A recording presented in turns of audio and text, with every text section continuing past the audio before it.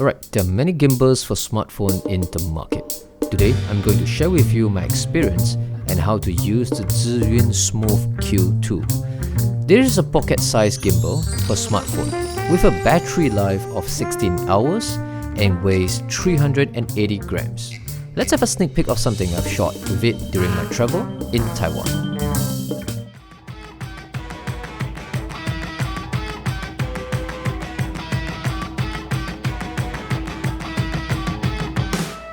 Brand new gimbal, which is the Q2, and over my trip in Taiwan I've been using it, and I would say I'm actually loving it. Not because it's mobile, it's small, but it's actually smoother. But of course there's some downsides to it.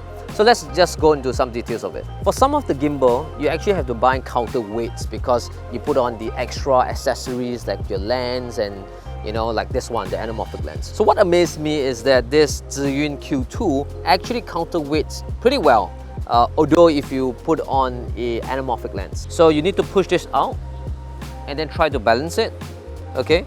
So you can just put on straight, and if this is a little bit too heavy, that means you need to counterweight the other side. Just a little bit more. Okay, it's almost balanced, as you can see. So what you do is, you just have to press the power button, press and hold, and it will actually balance it by itself without having the counterweight. It's actually pretty wide if you're using the anamorphic lens. So you actually see part of the gimbal, which is the bottom right hand corner, right? So what the Q2 could do is actually you have to press the record button, the red one, 3 times. It won't see the gimbal, so you can shoot as wide as you want, and everything it's still stabilized. So, but the downside is if you're using this mode, it actually goes to the follow mode, where everything you pan and you tilt, it follows, which is great, okay? But you can't really use it with the pan follow and the lock mode. You double tap, it goes backwards. So you press one time, it goes to the lock mode, and you press one more time, it goes to follow mode, point of view mode, and you double one more time, it goes to the vertical 360 mode, where you can actually rotate the camera. Okay, so you press one more time, it goes back to the pan follow mode, as you can see. If you want to reset it, you just have to press the red button 3 times again. It comes back. And of course, if you want to do like a selfie, you have to press the power button 3 times, and it goes on to selfie mode. Triple tap the power button, it goes on to the normal mode, like this one. So let's go to the first mode. So when you start, it actually starts with the pan follow mode. So basically what it does is, if you rotate anti-clockwise, okay, it pans, and you rotate clockwise, it pans to the right. But it doesn't do the tilting, as you can see. It doesn't do the tilting, okay? So the next function is actually the lock mode.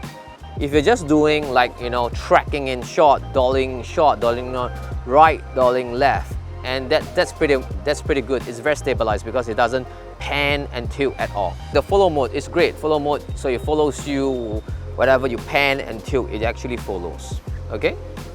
How about the point of view mode? So when it goes to the point of view mode, it actually really, even if you rotate it clockwise, anti-clockwise, it follows. You see how the camera moves? So this is really like a point of view mode, which can be quite stylistic and trippy if you look at it.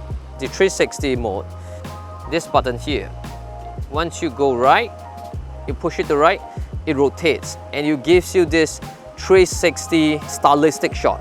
So I'll be showing you some of the footages that I've shot with my boy using some of these modes.